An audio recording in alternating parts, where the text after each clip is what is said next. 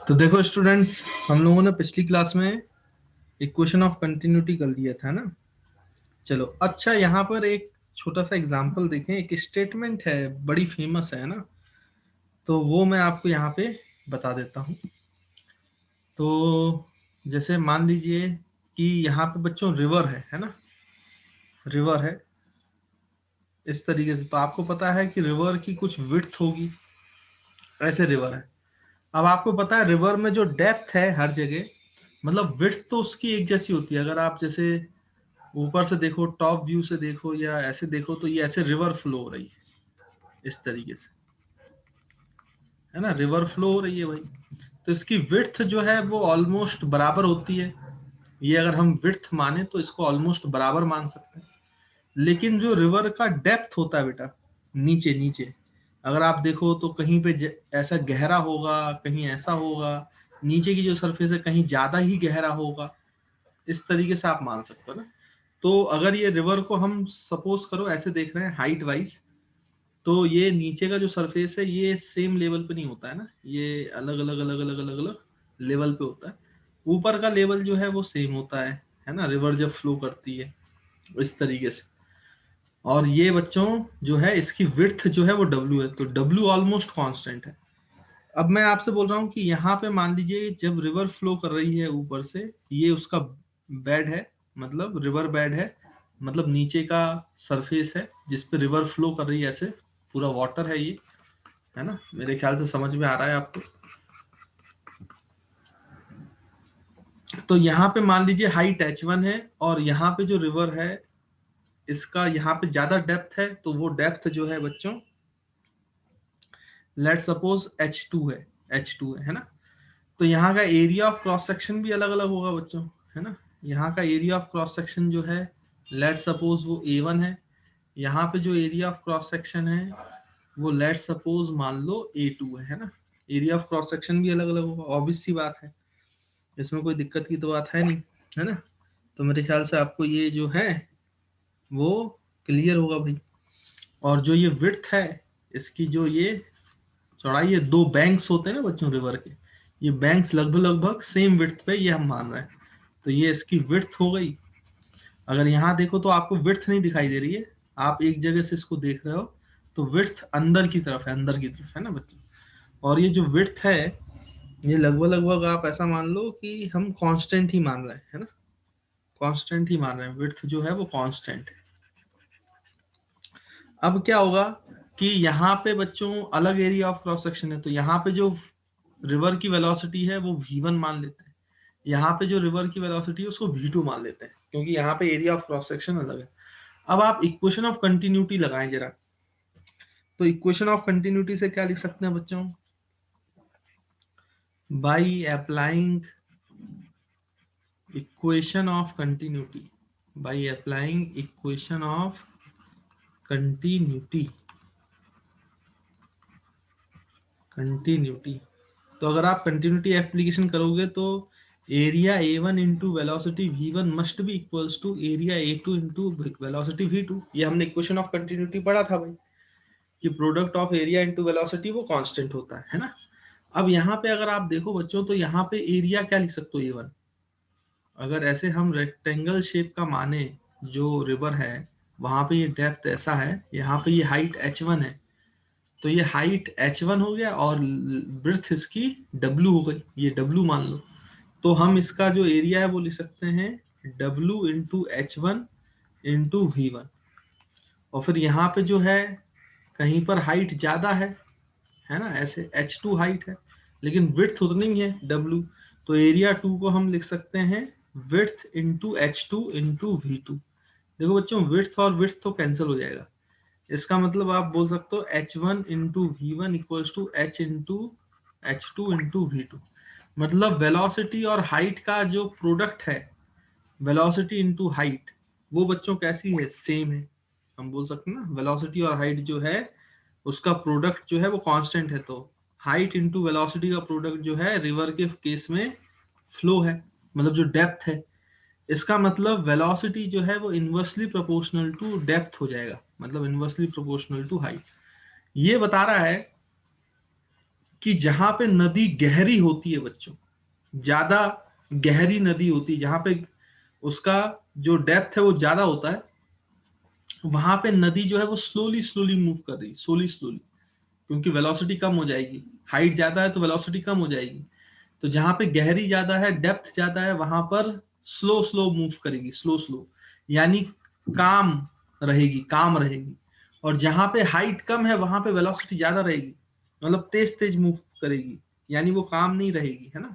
इसलिए एक स्टेटमेंट बोला जाता है, वो स्टेटमेंट का ही एक्सप्लेनेशन है। स्टेटमेंट क्या है मैं आपको बता देता हूँ, आपको किताब में मिलेगा, डीप वाटर रन्स काम, है ना। ये आपने शायद कभी मुहावरा सुना होगा कि नदी जितनी गहरी होती है उतनी शांत होती है ना। इसको बस इस तरीके से देखा जाता है कि भाई जिसमें जितना ज्यादा नॉलेज होता है वो उतना ही शांत होता है, जिसमें नॉलेज कम होता है वो उतना ज्यादा बताता है लोगों को, है ना।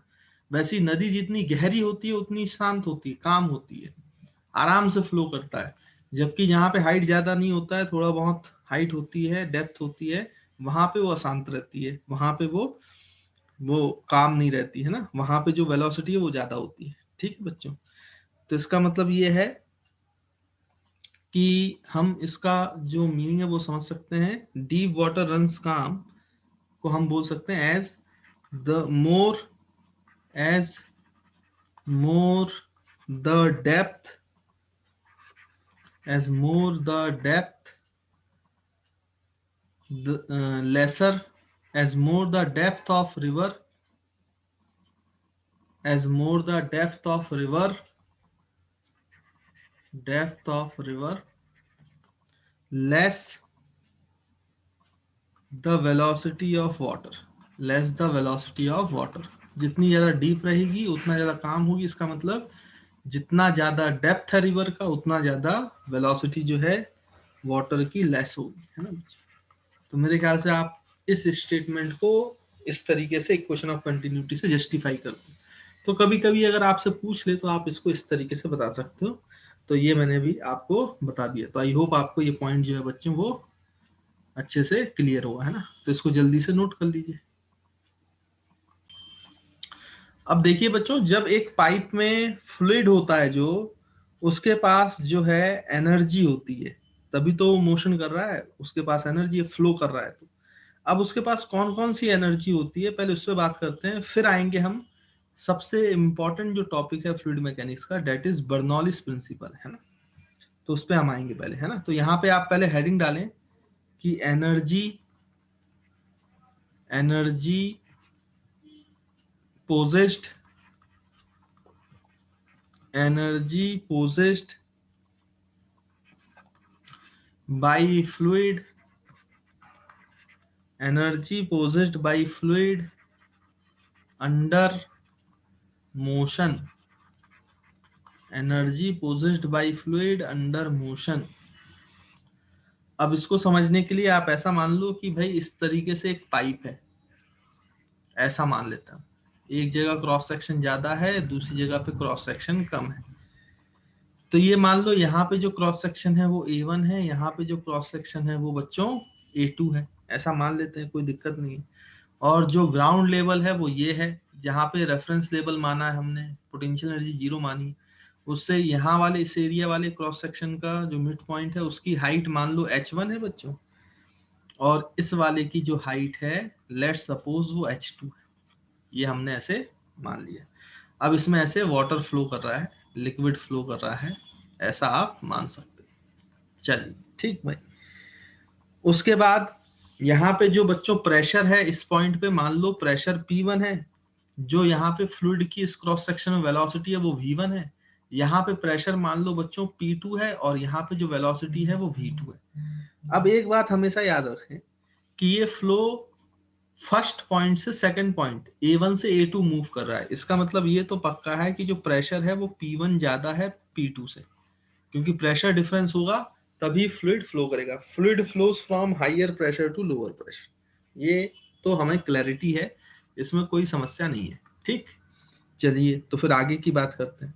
सबसे पहले तो आप ये देखो, जो बच्चों ये प्रेशर लगा रहा है ना, तो प्रेशर क्या करेगा, फोर्स लगाएगा, और फोर्स की वजह से इस फ्लूइड का डिस्प्लेसमेंट भी होगा। अगर आप dt टाइम में देखो तो dx डिस्प्लेसमेंट होगा प्रेशर की वजह से, क्योंकि प्रेशर फ्लूइड पे फोर्स लगाएगा तो डिस्प्लेसमेंट कराएगा तो वर्क करेगा। जब प्रेशर वर्क करा पा रहा है इसका मतलब प्रेशर की भी एनर्जी है। तो सबसे पहली जो एनर्जी फ्लूइड के पास होती है वो होती है प्रेशर एनर्जी। प्रेशर एनर्जी, किसी भी पॉइंट पे अगर प्रेशर पता है तो उसका मतलब वो वर्क करा सकता है, और वो वर्क करा सकता है तो वो कौन सी एनर्जी पोजेस करता है, क्योंकि प्रेशर की वजह से, तो हम बोलेंगे उसको प्रेशर एनर्जी। Pressure energy. तो पहली चीज तो फ्लूइड पे प्रेशर जब लगता है तो प्रेशर एनर्जी होती है। अच्छा, प्रेशर एनर्जी मतलब प्रेशर की एनर्जी मतलब जो प्रेशर वर्क डन करा सकता है। तो वर्क डन जो कराएगा प्रेशर वो कितना कराएगा बच्चों? फोर्स, मतलब वर्क डन होता है फोर्स इंटू डिस्प्लेसमेंट, और फोर्स को प्रेशर के टर्म्स में लिखें तो pressure into area into displacement. और एरिया इंटू डिस्प्लेसमेंट क्या होता है बच्चों? एरिया इंटू डिस्प्लेसमेंट, है ना? ये तो प्रेशर है, मतलब फोर्स है, फोर्स जो होता है वो प्रेशर इंटू एरिया लिख सकते हैं। और एरिया जो है डिस्प्लेसमेंट इंटू एरिया, इसको साथ में देखो तो डिस्प्लेसमेंट जितना हुआ है और ये जितना एरिया ऑफ क्रॉस सेक्शन है, तो ये तो वॉल्यूम होगा ना, वॉल्यूम जो dt टाइम में मूव किया है, वॉल्यूम, है ना बच्चों? तो इसको हम लिख सकते हैं work done is equal to P into V. और ये जो वर्क डन है यही तो प्रेशर की एनर्जी है, क्योंकि वही तो वर्क डन करा सकता है। तो हम बोल सकते हैं this is energy possessed by pressure. Pressure, energy possessed by pressure, है ना बच्चों? लेकिन क्या होता है कि जब हम बर्नौलिस प्रिंसिपल सॉल्व करेंगे तो यहाँ पे तो वॉल्यूम लगातार क्या है, फ्लो हो रहा है। तो हमें या तो पर यूनिट वॉल्यूम निकालना पड़ेगा एनर्जी, या पर यूनिट मास निकालना पड़ेगा। तो दो टर्म से निकाल सकते हो एनर्जी, या तो पर यूनिट वॉल्यूम लिख सकते हैं या पर यूनिट मास लिख सकते हैं। इसलिए मैं आपको दोनों लिख के बताता हूँ, है ना, क्योंकि दोनों में बर्नौलिस इक्वेशन लिखी जा सकती है। तो यहाँ पे अगर मैं बोलूं आपसे कि प्रेशर एनर्जी पर यूनिट मास लिखो, प्रेशर एनर्जी सबसे पहले पर यूनिट मास बताओ कितना होगा भाई, per unit mass of the fluid. तो pressure energy per unit mass, per unit mass. तो देखो बच्चों, energy due to pressure divide by mass, ऐसी तो करेंगे। तो एनर्जी ड्यू टू प्रेशर जो है वो पीवी डिवाइड बाई मास। तो अब आप ध्यान देखो तो वॉल्यूम अपॉन मास, तो इसको ऐसा लिख सकते हैं ना, pressure upon mass upon volume. Volume को मास के नीचे ले जा सकते हो, और मास अपॉन वॉल्यूम होता है डेंसिटी, डेंसिटी। तो ये हो जाएगा P by rho, P by rho. यानी अगर आपसे पूछा जाए कि pressure energy per unit mass कितना होगा, तो आपका आंसर होगा प्रेशर अपॉन रो। अच्छा, अगर आपसे दूसरा दूसरा तरीका पूछने का एनर्जी को जो हम यूज करते हैं वो है pressure energy per unit volume. Pressure energy per unit volume. तो पर यूनिट वॉल्यूम कितनी प्रेशर एनर्जी होगी बच्चों? तो पीवी अपॉन वी। तो वी और वी तो कैंसल, तो प्रेशर, यानी pressure energy per unit volume अगर आप निकालो तो प्रेशर के बराबर ही होता है, तो प्रेशर के बराबर ही होता है। तो ये भी याद रखेंगे, बड़ा इंपॉर्टेंट फैक्ट है। तो pressure energy per unit volume पूछा जाए तो वो प्रेशर ही होता है। यानी यहाँ पर A1 पे pressure energy per unit volume P1 है, और A2 पे pressure energy per unit volume P2 है। और अगर पर यूनिट मास बोला जाए तो pressure upon density, pressure upon density, है ना? अब बच्चों जो दूसरा आपका एनर्जी है जो पोजेस कर रहा है ये, वो है बच्चों काइनेटिक एनर्जी। काइनेटिक एनर्जी भाई ये फ्लूइड मोशन में है ना, वेलोसिटी है इसके पास, तो ऑब्वियसली बात है इसके पास काइनेटिक एनर्जी भी होगी, इसमें तो कोई शक वाली बात है नहीं। तो काइनेटिक एनर्जी भी पोजेस कर रहा है ये फ्लूइड। तो काइनेटिक एनर्जी ऑफ फ्लूइड कितना होगा बच्चों? तो काइनेटिक एनर्जी ऑफ फ्लूइड आप लिख सकते हो, मतलब काइनेटिक एनर्जी अगर आप देखो तो लिख सकते हो half M V square. Half M V square kinetic energy होती है ना। लेकिन फिर से वही बात है कि यहाँ पे फ्लूइड लगातार मोशन में है, तो ये काइनेटिक एनर्जी नहीं लिख सकते, क्योंकि यहाँ पे मास तो आता है और बाहर जा रहा है, तो एक पर्टिकुलर मास की वैल्यू नहीं लिखेंगे। इसलिए हम इस काइनेटिक एनर्जी को पर यूनिट मास निकालेंगे या पर यूनिट वॉल्यूम। तो सबसे पहले अगर मैं बोलूं कि भाई kinetic energy per unit mass कितना है वो बताओ, kinetic energy per unit mass, per unit mass. तो काइनेटिक एनर्जी बाई मास, तो kinetic energy half M V square divide by M. तो m और m कैंसल बेटा, तो ये कितना हो जाएगा हाफ v स्क्वायर। तो kinetic energy per unit mass पूछा जाए तो हाफ v स्क्वायर बोलोगे, हाफ v स्क्वायर, है ना, हाफ v स्क्वायर। और दूसरा क्या बोल सकता है, kinetic energy per unit volume. तो kinetic energy per unit volume पूछी जाए तो कितना बोलोगे भाई, kinetic energy by volume which is equals to half M V square divide by volume. तो मास अपॉन वॉल्यूम, देखो यहाँ पे ये ध्यान रखना बच्चों, ये वेलोसिटी है और ये वॉल्यूम है, वॉल्यूम है, ये दोनों चीजें अलग अलग हैं, काट मत देना गलती से। तो kinetic energy per unit volume आएगा mass upon volume is density, तो हाफ डेंसिटी इनटू वेलोसिटी का स्क्वायर। देखो तो ये kinetic energy per unit mass half V square होता है और kinetic energy per unit volume जो है वो हाफ रो वी स्क्वायर होता है। याद रखेंगे क्योंकि आगे चल के यूज होना है इसका, है ना। अब जो तीसरी टाइप की एनर्जी होती है बच्चों, वो होती है आपकी पोटेंशियल एनर्जी, है ना। ध्यान दें, यहाँ पे हम लिख लेते हैं छोटे से भाई, क्योंकि इस हाइट पे भी है ना, ग्राउंड लेवल से ऊपर है, तो हमें यहाँ पे पोटेंशियल एनर्जी भी डिफाइन करना पड़ेगा। तो थर्ड टाइप की जो एनर्जी पोजेस करता है लिक्विड या फ्लूइड, वो है पोटेंशियल एनर्जी, पोटेंशियल एनर्जी। तो जनरल पोटेंशियल एनर्जी का फॉर्मूला क्या होता है भाई, P is equals to mgh। लेकिन फिर से वही बात है, मास आ रहा है बाहर जा रहा है तो कोई फिक्स्ड वैल्यू ऑफ मास नहीं है, इसलिए पर यूनिट मास या पर यूनिट वॉल्यूम निकालना पड़ेगा। तो यहाँ पे पोटेंशियल एनर्जी को दो तरीकों से लिखा जा सकता है, potential energy per unit mass, per unit mass. तो potential energy per unit mass क्या होगा भाई, mgh डिवाइड बाई m। तो m और m कैंसल, तो ये हो गया gh। यानी आपको potential energy per unit mass लिखने को आए तो आप लिखोगे acceleration to due to gravity into height. और दूसरी चीज, आप potential energy per unit volume भी लिख सकते हो, पर यूनिट वॉल्यूम। तो पर यूनिट वॉल्यूम लिखा जाएगा mgh डिवाइड बाई वॉल्यूम। तो मास अपॉन वॉल्यूम कितना होता है बेटा, रो, तो रो gh।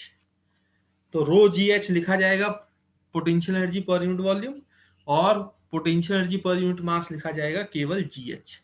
तो इस तरीके से आप मतलब समझ पा रहे हो कि फ्लूइड जब मोशन में होता है तो वो तीन तरीके की एनर्जी पोजेस करता है, प्रेशर एनर्जी, काइनेटिक एनर्जी और पोटेंशियल एनर्जी। और ये तीनों एनर्जी आपको दोनों तरीकों से लिखनी आनी चाहिए, पर यूनिट मास के तरीके से भी और पर यूनिट वॉल्यूम के तरीके से भी। तो मैंने आपको सिखा दिया है भाई कि आपको कैसे लिखना है ना। आई होप आपको ये जो पॉइंट है बच्चों वो अच्छे से क्लियर होगा, और तीनों टाइप की एनर्जी आप लिख सकते हैं। तो अगर आप ये सीख चुके हैं तो अब हम मूव ऑन करते हैं बर्नौलिस प्रिंसिपल पे, है ना, जो कि बड़ा बड़ा बहुत ही ज्यादा इंपॉर्टेंट है हर पॉइंट ऑफ व्यू से। तो देखिए बच्चों, अब आप हेडिंग डाल लें बर्नौलिस प्रिंसिपल, स्टार मार्क भी लगा लें, क्योंकि ये सबसे ज्यादा इंपॉर्टेंट टॉपिक होता है फ्लूइड मैकेनिक्स का, और इस पर बहुत सवाल पूछे भी जाते हैं ना। चलिए ठीक है, तो क्या होता है ये हम देखते हैं। तो पहले मैं आपको बच्चों स्टेटमेंट लिखवा देता हूं, फिर हम उसको प्रूफ करेंगे, है ना। और मैं आपको बताऊं तो आप बिल्कुल भी टेंशन मत लो, आप ऐसा मत सोचो कि बर्नौलिस प्रिंसिपल कोई बहुत नई चीज आप पढ़ रहे हो, नहीं। Actually Bernoulli's principle is simply energy conservation in case of fluid mechanics. जब कोई भी फ्लूइड मोशन में होता है, हाइड्रोडायनेमिक्स में है, मोशन कर रहा है, तो किसी भी दो पॉइंट पे टोटल एनर्जी जो फ्लूइड पोजेस करता है वो हमेशा कांस्टेंट रहेगी। तो ये एनर्जी कंजर्वेशन ही तो हुआ, इसी को हम प्रूव भी करेंगे, वही बर्नौलिस इक्वेशन। तो आप सिंपल बर्नौलिस इक्वेशन को बर्नौलिस प्रिंसिपल की तरह नहीं सोचो, बर्नौलिस थ्योरम मत सोचो, आप उसको ऐसा सोचो कि बर्नौलिस प्रिंसिपल जो है वो एक्चुअली में it is equivalent to energy conservation in fluid. Fluid में अगर हम एनर्जी कंजर्वेशन कर देंगे तो मुझे बर्नौलिस प्रिंसिपल मिल जाएगा। सिंपल सी ये बात है और कुछ नहीं, दैट्स इट। तो सबसे पहले तो मैं आपको स्टेटमेंट लिखवा देता हूं। स्टेटमेंट लिखने बच्चों, तो according to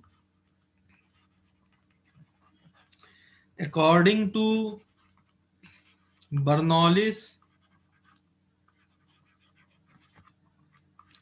according to Bernoulli's principle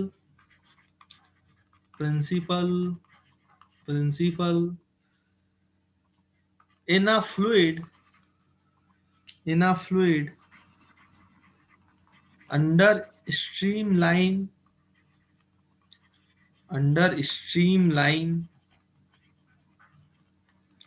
under streamline flow, under streamline flow the total energy, the total energy, the total energy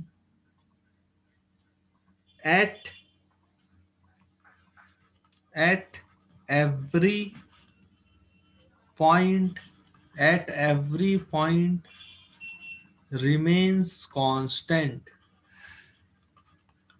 at every point remains constant। तो ये सिंपल सी इक्वेशन, यानी कि आप खुद सोचो भाई कितने टाइप की एनर्जी होती है, अभी हमने पढ़ा 3 टाइप की होती है ना।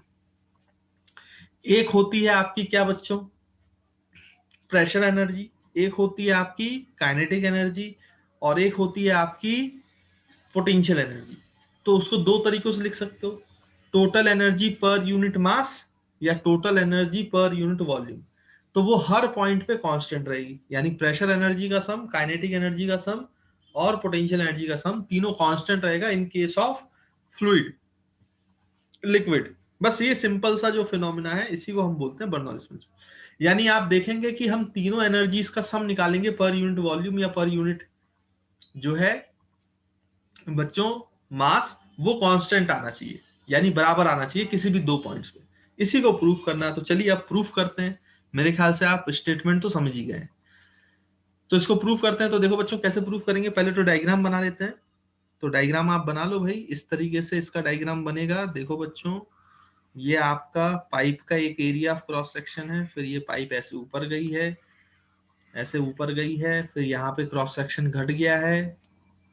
फिर वही बात है कि ये जो है ग्राउंड लेवल आपने रेफरेंस लेवल ये माना हुआ है, ये वाली हाइट जो है बच्चों वो h1 है माना हुआ है आपने, और ये वाली हाइट जो है बच्चों वो h2 मानी हुई है ना, पहले की बात है सब। ये area of cross section A1, ये area of cross section A2, यहाँ पे प्रेशर P1, यहाँ पे प्रेशर P2, इसमें कोई दिक्कत की बात है नहीं, है ना बच्चों।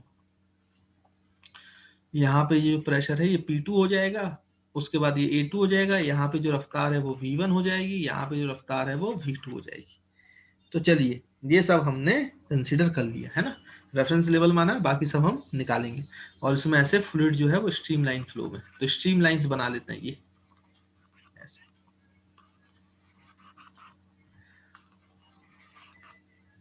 तो मेरे ख्याल से क्लियर है। चलिए तो देखो बच्चों आप कैसे इसको सॉल्व करेंगे।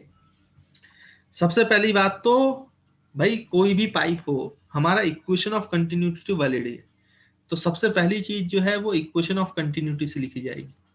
तो from equation of continuity, continuity, तो इक्वेशन ऑफ कंटिन्यूटी से हम जानते हैं कि product of area of cross section into velocity must be remains constant. यानी अगर मैं 1 पॉइंट की बात करूं तो V1 into area 1 that is V1 into A1 must be equals to V2 into A2। ये तो होना ही चाहिए, ये तो इक्वेशन ऑफ कंटिन्यूटी तो वैलिड ही रहेगा, उसमें कोई दिक्कत की बात नहीं है। और फ्लो जो कर रहा है फ्लूइड वो यहाँ से यहाँ कर रहा है, इसका मतलब प्रेशर P1 जो है वो P2 से ग्रेटर है, ये बात भी हमें पता है, इसमें कोई दिक्कत की बात नहीं। ठीक है बच्चों, तो ये हमने एक इक्वेशन लिख ली। तो इस इक्वेशन का जहां भी यूज आएगा हम वहां पे इसको यूज लेंगे। तो यहाँ पे मैं ये ब्रैकेट बना के क्लोज कर देता हूँ, इसको इक्वेशन नंबर 1 बोल देता हूँ ना बच्चों। थोड़ा छोटा छोटा लिख रहा हूँ बच्चों, क्योंकि थोड़ा डेरिवेशन लंबा जाएगा तो जगह कम पड़ जाएगा, इसलिए मैं सोच रहा हूँ कि एक ही पेज में हो जाए, है ना। तो मेरे ख्याल से क्लैरिटी तो है ही, इसमें कोई ज्यादा दिक्कत तो होगी नहीं, देख समझ में तो आपको आ ही रहा है। उसके बाद आप ध्यान से देखो बच्चों, तो यहाँ पे प्रेशर लग रहा है, तो सोचो ये जो फ्लूइड है पाइप के अंदर वाला फ्लूइड है, पाइप के अंदर वाला फ्लूइड, आप उसको कंसीडर करो, पाइप के अंदर का जो फ्लूइड है, और जो पाइप के बाहर जो फ्लूइड है जो इसको धक्का देगा, धक्का देगा, तो ये कितना फोर्स लगाएगा पाइप के अंदर के फ्लूइड को। अगर आप एक क्या कंसीडर कर लो, बॉडी कंसीडर कर लो बच्चों, तो इस बॉडी पर बाहर वाला जो फ्लूइड है वो अंदर प्रेशर लगाएगा ना, प्रेशर प्रेशर लगाएगा मतलब फोर्स लगाएगा। तो यहाँ पे F1 फोर्स लग रहा है, F1 फोर्स कितना लगेगा, P1 into area of cross section A1। देखो F1 फोर्स कितना लगेगा बच्चों, फर्स्ट क्रॉस सेक्शन में यहाँ पे लिख लेते हैं, वो लगेगा P1 इंटू एरिया A1। ठीक है ना, मेरे ख्याल से इसमें कोई दिक्कत की बात नहीं है। उसके बाद आप ध्यान से देखो तो ये जो है ये इस वाले एंड पर, इस वाले एंड पर जो ये बाहर वाला लिक्विड है, बाहर वाला लिक्विड है बच्चों, ये भी तो फोर्स लगाएगा अपोजिट डायरेक्शन में, अपोजिट डायरेक्शन में, जो ये बचा हुआ लिक्विड है। क्योंकि प्रेशर P2 है तो ये बचा हुआ लिक्विड जो है भाई, ट्यूब के अंदर वाला फ्लूइड मैंने अलग मान लिया है और उसके जो बाहर फ्लूइड है वो अलग है। तो इस वाले क्रॉस सेक्शन पे जो बाहर वाले फ्लूइड ने इसको प्रेशर लगाया, फोर्स लगाया, वो P1A1। इसका बाहर वाला जो फ्लूइड है वो इसके अपोजिट डायरेक्शन में फोर्स लगाएगा, परपेंडिकुलर टू द एरिया। तो ये कितना फोर्स लगाएगा, F2। तो F2 की क्या वैल्यू होगी बच्चों, P2 into area of cross section, that is A2। तो हम यहाँ पे F2 लिख सकते हैं जो अपोजिट डायरेक्शन में है, जो हमने बॉडी मानी हुई है पाइप के अंदर वाले फ्लूइड की, उस पर कितना फोर्स अपोजिट डायरेक्शन लगा रहा है, P2 इंटू A2। समझे इस बात को अच्छे से। तो ये force due to rest of the liquid at area of the cross section, और F2 is equals to P2 into A2 is the force due to rest of the liquid on the liquid inside the pipe, है ना। तो मेरे ख्याल से ये point clear है। अब बच्चों जब ये फोर्स लगा रहा है तो टी टाइम में इसका डिस्प्लेसमेंट भी होगा। भाई कितना डिस्प्लेसमेंट होगा टी टाइम में, V1 इंटू टी। और क्योंकि ये फ्लूइड आगे मूव कर रहा है, फोर्स पीछे लग रहा है, लेकिन तब भी इसका डिस्प्लेसमेंट होगा, डिस्प्लेसमेंट होगा। कितना डिस्प्लेसमेंट होगा, V2 इंटू टी। तो एरिया A2 क्रॉस सेक्शन में जो डिस्प्लेसमेंट हुआ फ्लूइड का, वो V2 इंटू टी हुआ। और एरिया A1 में जो डिस्प्लेसमेंट हुआ टी टाइम में फ्लूइड का, वो V1 इंटू टी। तो आप फोर्स F1 का वर्क डन निकाल सकते हो और फोर्स F2 का वर्क डन निकाल सकते हो। तो हम दोनों का वर्क डन निकालते हैं बच्चों। तो हम यहां पे लिखेंगे कितना बेटा, वर्क डन पर सेकेंड, मतलब पर यूनिट टाइम निकाल लेते हैं, पर यूनिट टाइम। तो पर सेकेंड निकाल लेते हैं, per second at area of cross section A1। बच्चों ध्यान से सुनिएगा, अगर कोई पॉइंट मिस हो जाएगा तो ये समझ में नहीं आएगा फिर, और बुक से तो बिल्कुल समझ में नहीं आता, इसलिए अच्छे से देख लें आप। Work done per second at area A1, A1 area पे work done per unit time क्या है, force into displacement upon time. Per second निकालना है ना, तो force into displacement upon time. तो एरिया A1 पे देखो फोर्स कितना लगा है, F1। और डिस्प्लेसमेंट अपॉन डिस्प्लेसमेंट कितना हुआ है, V1 इंटू टी, और डिवाइड बाई टाइम, मतलब टी करना पड़ेगा। तो this is force F1 into displacement S upon time T. अब यहां पे हम लिख लेते हैं भाई, तो फोर्स F1 जो है वो है P1 इंटू A1, डिस्प्लेसमेंट जो है वो V1 इंटू टी है, और डिवाइड बाई टाइम जो है वो टी है। तो टाइम और टाइम जो है बच्चों कैंसल, तो work done per second at area A1 वो आपका सिंपली कितने आएगा भाई, P1A1V1, P1A1V1। तो मेरे ख्याल से कोई दिक्कत की बात नहीं है, ये बात आपको समझ में आती है। अच्छा, इक्वेशन ऑफ कंटिन्यूटी आप लिख रहे हो, तो ये जो है ना बेटा A1 इंटू V1, ये तो वॉल्यूम पर सेकंड है ना, वॉल्यूम पर सेकंड। याद करो मैंने रेट ऑफ वॉल्यूम बताया था आपको इक्वेशन ऑफ कंटिन्यूटी में, कि वॉल्यूम पर सेकंड को ही तो बोलते हैं ना एरिया का प्रोडक्ट इनटू वेलोसिटी, है ना। तो इसको आप ऐसा लिख सकते हो, this is volume per second. तो इसको कैपिटल V से नोट करो, क्योंकि वेलोसिटी स्मॉल v से नोट कर रहा है, इसलिए मैं यहाँ पे अलग से लिख देता हूँ बेटा। देखो, this must be equals to volume per second. देखो मैंने इसको थोड़ा अलग साइन से बनाया है ताकि आपको क्लियर हो। दिस इज, ब्रैकेट में लिख देता हूं, वॉल्यूम पर सेकंड इसके बराबर होगा। यानी कि देखो यहाँ पे A1 इंटू V1 को मैं लिख सकता हूँ वॉल्यूम पर सेकंड, तो इसको लिखा जा सकता है P1 into volume per second. ये लिख दिया V, मतलब V लिखो केवल, V1 नहीं, V, क्योंकि वो तो दोनों जगह सेम है ना, वॉल्यूम पर सेकंड। तो ये आपका V हो गया बच्चों, V हो गया। तो मेरे ख्याल से आपको वर्क डन पर सेकंड एट एरिया A1 वो निकल आया P1 into V, P1 into capital V। तो इसमें कोई दिक्कत नहीं होगी। फिर मैं लिखूंगा वर्क डन पर सेकंड एट एरिया A2।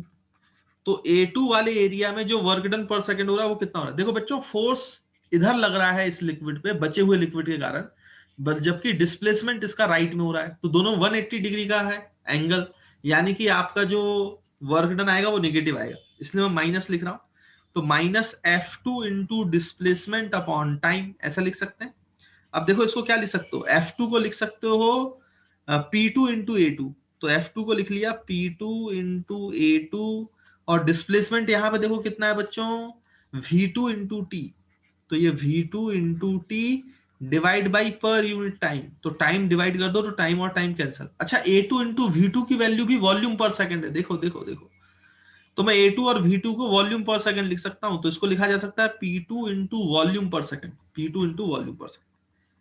तो मैंने area of cross section A1 पे भी फोर्स निकाल लिया, डिस्प्लेस वर्क निकाल लिया, और area of cross section A2 पे भी वर्क निकाल लिया, तो मेरे को अब कोई दिक्कत नहीं है। अब आप ध्यान से देखें तो अब बच्चों आपको यूज करना पड़ेगा work energy theorem, work energy theorem. तो आप यहां पे अब लिखोगे according to work energy theorem. अब हम हमें वर्क एनर्जी थ्योरम का यूज करना पड़ेगा। वर्क एनर्जी थ्योरम याद करो बच्चों, वर्क एनर्जी थ्योरम क्या होता था? Total work done, total work done is equal to change in kinetic energy, मतलब final kinetic energy minus initial kinetic energy. और साथ में टोटल वर्क डन में बच्चों यहां पे दो फोर्सेस का वर्क डन होगा, एक F1 F2 का वर्क डन है, और टोटल वर्क डन में एक mg का वर्क डन होगा। लेकिन वर्क डन बाई mg क्योंकि कंजर्वेटिव फोर्स है, तो हम इसको देखो यहां पे मैं लिख देता हूं, यहां पे देखो बच्चों, जो टोटल वर्क डन है बाई ऑल द फोर्सेस वो क्या है? Work done by F1 force plus work done by F2 force plus work done by mg must be equals to change in kinetic energy. जो work done by mg force है इसको तो minus delta U लिख सकते हैं ना, मतलब change in potential energy.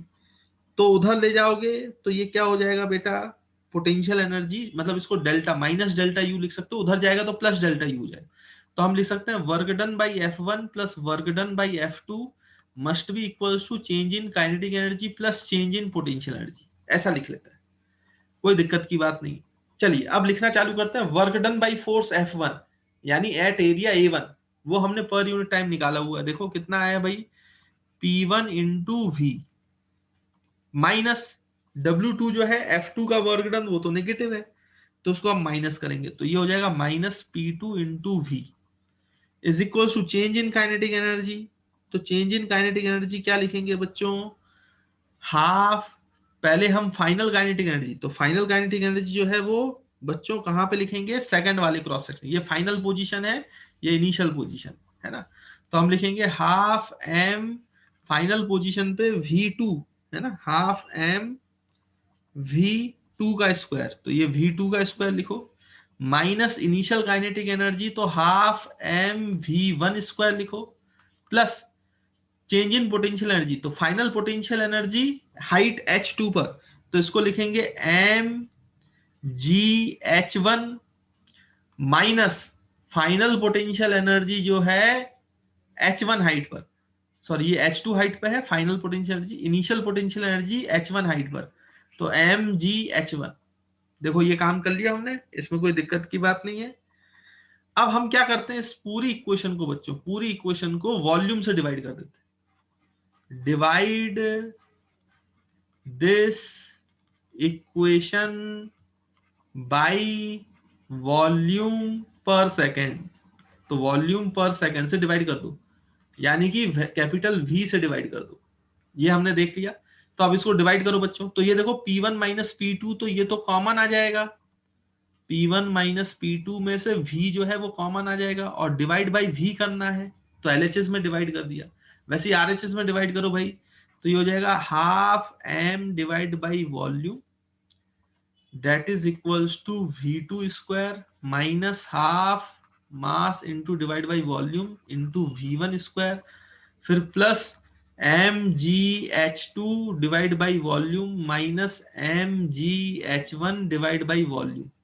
देखो बच्चों यहां तक हमने सॉल्व कर लिया है ना। अब इसके आगे सॉल्व करते हैं। अब देखो ये वॉल्यूम और ये वॉल्यूम कैंसिल हो गया, तो ये बचा P1 minus P2 is equals to, यहां से मास अपॉन वॉल्यूम जो है वो हो जाएगी डेंसिटी, तो half density into V2 square minus half density into V1 square equals two plus half, मतलब m अपॉन वॉल्यूम, मास अपॉन वॉल्यूम हो जाएगी डेंसिटी, तो density into G into H2 minus density into G into H1। अब देखो बच्चों जो 1 1 वाले हैं वो एक साइड ले जाओ और 2 2 वालों को एक साइड ले जाओ, तो देखो यहाँ पे V1 और H1 वाला टर्म जो है नेगेटिव है, उसको LHS में ले जाओ तो पॉजिटिव हो जाएगा, और P2 वाला टर्म जो है वो RHS में ले जाओ तो पॉजिटिव हो जाएगा। तो ये लिखा जाएगा P1 प्लस, ये ले जाओगे तो ये हो जाएगा half rho one V1 square, मतलब half rho V1 square plus rho GH1, है ना, मैंने वन वन वालों को एक साइड ले गया और P2 को इधर ले आओ तो P2 पॉजिटिव हो जाएगा, तो this is equal to P2 plus half rho V2 square plus rho GH2। अब ये है क्या बच्चों, P2 is the pressure energy of the liquid at any point, half rho V1 is the kinetic energy per unit volume, और rho GH1 is the potential energy per unit volume. तो इन तीनों का सम जो है total energy per unit volume is equals to total energy per unit volume at point 2, यानी total energy per unit volume remains constant. अरे ये तो एनर्जी कंजर्वेशन ही है, इसका मतलब जो total energy per unit volume है that is summation of P pressure, pressure energy per unit volume P, kinetic energy per unit volume rho half rho V square velocity का square plus potential energy per unit volume that is rho GH। इन तीनों का सम हर जगह पे कैसा है बेटा, constant है, कांस्टेंट है। तो ये तो सिंपल एनर्जी कंजर्वेशन ही हुआ, total energy per unit volume remains constant, और total energy per unit volume तीन तरीकों से बनेगा, तीन का समेशन होगा, pressure energy per unit volume, kinetic energy per unit volume और potential energy per unit volume, और वो कांस्टेंट है। तो इसी को तो बोलते हैं बच्चों बर्नौलिस प्रिंसिपल या बर्नौलिस इक्वेशन। तो मेरे ख्याल से आपको क्लियर होगा कि बर्नौलिस प्रिंसिपल या बर्नौलिस इक्वेशन क्या होती है। अच्छा, इसको इस तरीके से भी लिख सकते हो आप कि भाई पर यूनिट मास भी कांस्टेंट होगा, अगर हम यहाँ पे वॉल्यूम की जगह मास से डिवाइड कर देते भाई, तो फिर यही चीज ऐसे आ जाती है आपकी। देखो पर यूनिट मास प्रेशर एनर्जी लिखा जाता है प्रेशर अपॉन डेंसिटी, मैंने अभी आपको सिखाया था। पर यूनिट मास काइनेटिक एनर्जी लिखी जाती है हाफ V स्क्वायर, पर यूनिट मास पोटेंशियल एनर्जी लिखी जाती है GH। तो पर यूनिट मास जो टोटल एनर्जी है वो भी कांस्टेंट होगी, वो भी कांस्टेंट होगी। जैसे मतलब total energy per unit volume हो चाहे टोटल एनर्जी पर यूनिट मास हो, हर जगह पे कांस्टेंट है, यानी तीनों एनर्जी का जो सम है पर यूनिट वॉल्यूम या पर यूनिट मास वो सेम रहेगा, वो कांस्टेंट रहेगा। भले ही प्रेशर एनर्जी चेंज हो, काइनेटिक एनर्जी चेंज हो, पोटेंशियल एनर्जी चेंज हो, लेकिन तीनों का सम जो है वो कांस्टेंट रहेगा। तो this is nothing but energy conservation, यही तो मैंने आपको बोला था। तो मेरे ख्याल से अब आपको स्टेटमेंट भी क्लियर होगा बच्चों, और ये डेरिवेशन है ये भी क्लियर होगा, है ना। तो फिर से मैं बोल रहा हूँ बड़ा इंपॉर्टेंट है, इसको ध्यान में रखिएगा, है ना। और ये रिजल्ट है ये अच्छे से याद होना चाहिए, खास करके पर यूनिट वॉल्यूम वाला, pressure plus half rho V square plus rho G H equals to constant, क्योंकि इसका ज्यादा यूज होता है, इसमें ज्यादा न्यूमेरिकल्स आते हैं। तो आई होप आपको बच्चों ये सारे पॉइंट्स जो हैं और ये बर्नौलिस प्रिंसिपल जो है और उसका डेरिवेशन जो है वो अच्छे से क्लियर होगा और आपको चीजें समझ में आई होंगी। अब देखो बच्चों, जब क्या है कि अभी हमने जो पाइप है उसका एक हिस्सा जो था वो ग्राउंड से कम हाइट पे था, दूसरा हिस्सा ग्राउंड से ज्यादा हाइट में था, है ना। ऐसा था, इसलिए हम तीनों एनर्जी का सम जो है वो कांस्टेंट मान रहे थे। लेकिन अगर ऐसा हो जाए कि भाई आपका जो पाइप है वो इस तरीके से मतलब सेम हॉरिजॉन्टल लेवल पर, तब आप पोटेंशियल एनर्जी नहीं भी लिखोगे तो काम चल जाएगा, उसमें टेंशन लेने की जरूरत नहीं है। अगर वो ग्राउंड लेवल से सेम हाइट पे पाइप है, क्यों मैं बोल रहा हूँ कि पोटेंशियल एनर्जी नहीं लिखोगे तो भी चल जाएगा, क्योंकि यहाँ पे H1 भी H है और आपका जो है H2 भी H है। मतलब ये जो पाइप है इसको ऐसा बना लो, मेरे ख्याल से ज्यादा सही रहेगा, कि उसका एरिया ऑफ क्रॉस सेक्शन वगैरह सब चेंज हो रहा है। इस तरीके से आपका पाइप है, लेकिन उनका जो हॉरिजॉन्टल लेवल है बच्चों वो सेम है। इस तरीके का आपका पाइप है, तो इसका हॉरिजॉन्टल लेवल जो है वो सेम है ग्राउंड लेवल से, ये मान लीजिए ग्राउंड है।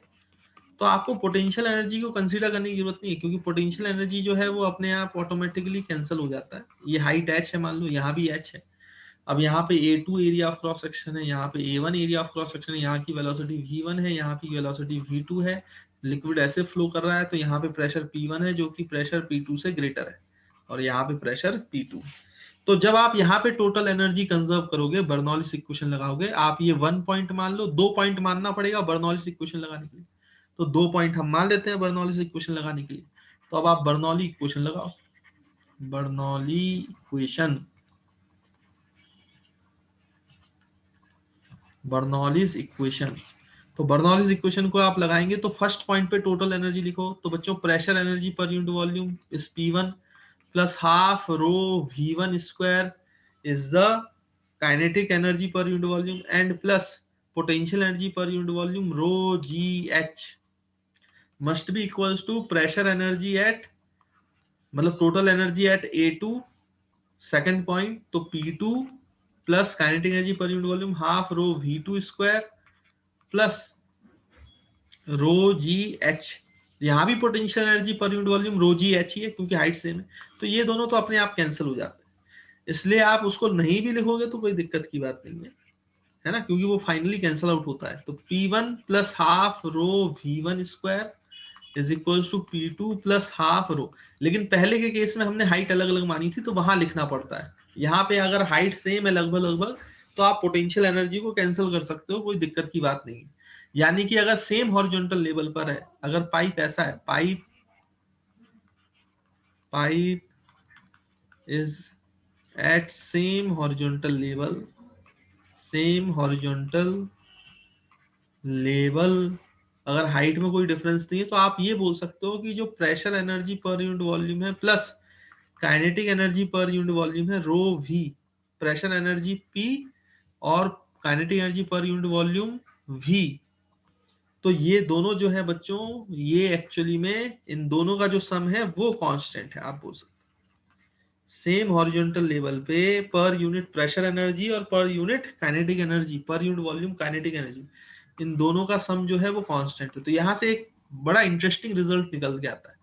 सोचो जिस पॉइंट पे प्रेशर ज्यादा है वहां वेलोसिटी कम होगी ऑटोमेटिकली, अगर प्रेशर ज्यादा होगा तो वेलोसिटी कम होगी भाई, प्रेशर जिस पॉइंट पे ज्यादा होगा वहां वेलोसिटी कम होगी। क्यों ऐसा है? क्योंकि भाई ऑब्वियस सी बात है इन दोनों का सम जो है वो कांस्टेंट है, तो अगर प्रेशर बढ़ जाएगा तो वेलोसिटी को कम होना पड़ेगा, तभी तो इन दोनों का समेशन जो है वो कांस्टेंट रहेगा। और अगर प्रेशर कम है तो वेलोसिटी जो है वो ज्यादा है, वो वेलोसिटी ज्यादा होगी क्योंकि इन दोनों का जो सम है वो कांस्टेंट होना चाहिए। तो जहां प्रेशर ज्यादा वहां वेलोसिटी कम, जहां प्रेशर कम वहां वेलोसिटी ज्यादा। तो इस पॉइंट को बच्चों याद रखना, ये बड़ा इंपॉर्टेंट पॉइंट है। यहां से इस पॉइंट से बर्नौलीज इक्वेशन के बहुत सारे एप्लीकेशंस हैं जो आपको समझ में आएंगे, लेकिन ये पॉइंट भूलना नहीं है, याद रखिएगा। जहां प्रेशर ज्यादा वहां वेलोसिटी कम, जहां प्रेशर कम वहां वेलोसिटी ज्यादा, जहां प्रेशर ज्यादा वहां वेलोसिटी कम, और जहां प्रेशर कम वहां वेलोसिटी ज्यादा। मैं बार बार इसलिए रिपीट कर रहा हूं ताकि आपको याद हो जाए, ये बड़ा इंपॉर्टेंट पॉइंट है। और बर्नौलीज प्रिंसिपल के बहुत जबरदस्त एप्लीकेशन होते हैं, वो एप्लीकेशन आपको तभी समझ में आते हैं जब आपको ये पॉइंट याद रहेगा, है ना। तो मेरे ख्याल से आपको ये जो पॉइंट है ये अच्छे से समझ में आया होगा, है ना। तो याद रखिएगा, जहां प्रेशर ज्यादा वहां वेलोसिटी कम, जहां वेलोसिटी ज्यादा वहां प्रेशर कम, है ना। तो इस तरीके से आप याद रखो इसको, है ना। तो आई होप आपको ये पॉइंट जो है बच्चों वो क्लियर होगा।